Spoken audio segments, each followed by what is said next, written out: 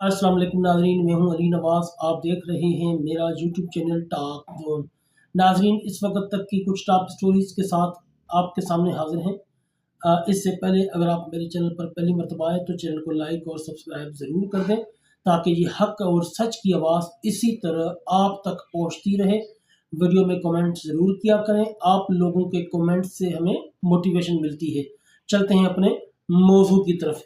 नाजरीन, सबसे पहले बात करते हैं तहरीक लबैक पाकिस्तान के मैदान में न होने का सबसे बड़ा नुकसान सामने आ गया है। जब से तहरीक लबैक पाकिस्तान के खिलाफ सानिया मुरीद के यानी कि 13 अक्टूबर हुकूमत ने किया है, उसके बाद सब से जो बड़ा फितना सामने आया है वो मैं आप लोगों के सामने यहाँ पर बयान करूँगा। और वो काम हुकूमत ज़ोर और शोर पर कर रही है जो कि तहरीक लबैक पाकिस्तान के होते हुए नहीं कर सकती थी, और कभी उनको इतनी जुर्रत भी नहीं होती थी कि वो खिलाफ आइन और खिलाफ शरीयत वो काम कर सकें। ये हुकूमत खुलेआम कादियानियों को सहूलतें दे रही है, उनकी सहूलतकार बनी हुई है, और मुसलसल कादियानियों को और तौहीन इस्लाम और तौहीन रिसालत करने वालों को रिलीफ दिया जा रहा है। मगर अब जो बात मैं आप लोगों के सामने यहाँ पर बयान करूँगा, आप लोगों के सर मुझ समेत शर्म से झुक जाएंगे कि क्या बीइंग अ मुस्लिम हम इस काम को बर्दाश्त कर सकते हैं। क्या एक मुस्लिम रियासत में इस तरह के काम होने चाहिए थे? कभी भी नहीं।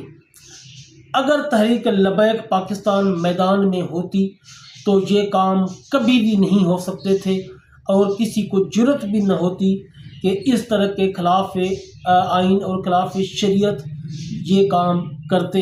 लेकिन अब क्या किया जा सकता है, तहरीक लबैक पाकिस्तान को जो है हुकूमत ने दीवार से लगाने की कोशिश की है। 6 महीने से उनकी क़यादत गुम है। अब हुकूमत अपने मकासद पूरे करने जा रही है, और इस टाइम पर तहरीक लबैक पाकिस्तान के अलावा बाकी तमाम सियासी व दीनी जमातें बज़ाहिर तो सुन्नी होने का दावा भी करती हैं कुछ दीनी जमातें, मगर मैदान में आने से डरती हैं। जो काम अभी मैं आप लोगों को बताऊंगा जो कि हो रहा है, अगर तहरीक लबैक पाकिस्तान में मैदान में होती, उनकी क़यादत मैदान में होती, तो कभी भी ये काम नहीं हो सकता था। लेकिन उसके बावजूद भी अब क़यादत मौजूद नहीं है, लेकिन मरकज़ और तहरीक लबैक के जो कारकुनान हैं, मैं उम्मीद करता हूं कि वो यकीनन इस इक़दाम के ख़िलाफ़ अपनी आवाज़ सोशल मीडिया पर बुलंद करेंगे और कादियानियों को और मिर्ज़ाइयों को उनकी किए की सज़ा का मुतालबा ज़रूर करेंगे। नाज़रीन, आप मेरी स्क्रीन पर एक तस्वीर देख सकते हैं जो कि सोशल मीडिया पर भी वायरल है, जो कि बज़ाहिर जूतों की तस्वीरें हैं, लेकिन अगर आप उनको गौर से देखें तो उन जूतों के ऊपर नालैन पाक का नक्श बना हुआ है। तौबा नऊज़ बिल्लाह, अल्लाह ताला हमें माफ़ करे। जिस नालैन पाक को हम सुन्नी अपने माथे का झूमर समझते हैं, माज़अल्लाह ये मिर्ज़ाई और कादियानी इसे पैरों तले रोंदने की कोशिश कर रहे हैं।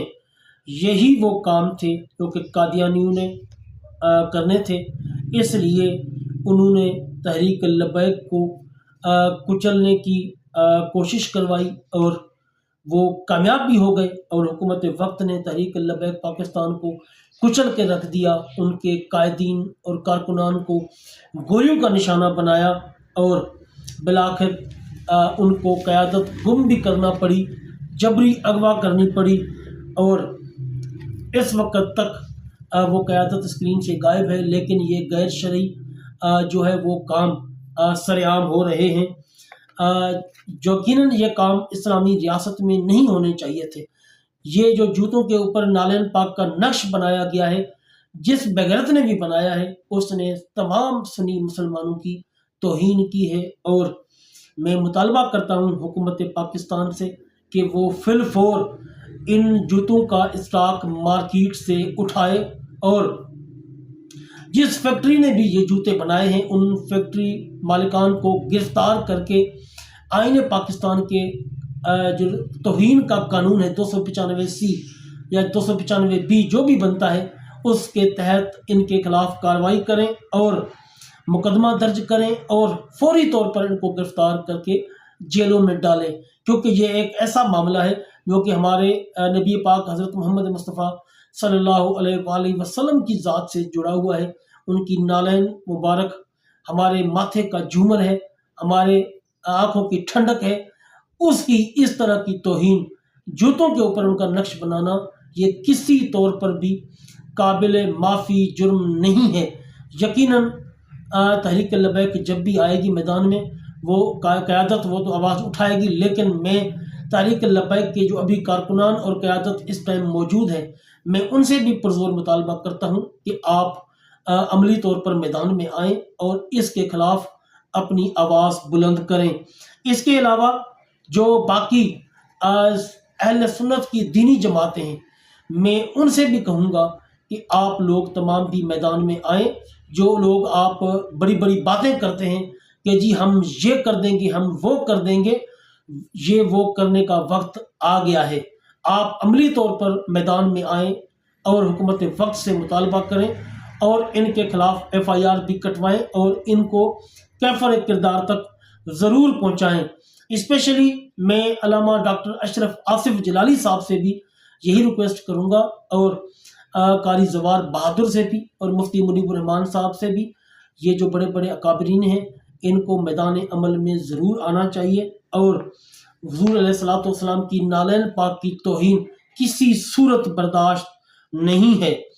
جو بھی لوگ یہ کام کر رہے ہیں یا اس کے پیچھے ملوث ہیں ان کے خلاف قانونی کارروائی کریں اور ان کی پھانسی کا حکومت سے مطالبہ کریں، عدالتوں سے مطالبہ کریں، کیونکہ یہ ملک اہل سنت کی اکثریتی ملک ہے اور تقریباً اس میں 75% اہل سنت کے لوگ رہتے ہیں۔ ان تمام اہل سنت لوگوں کی یہ توہین کی گئی ہے کہ حضور علیہ الصلوۃ والسلام کی نالین پاک کا نقش جو کہ ہمیں اپنی دل اور جان سے عزیز ہے اس کی توہین کی گئی ہے۔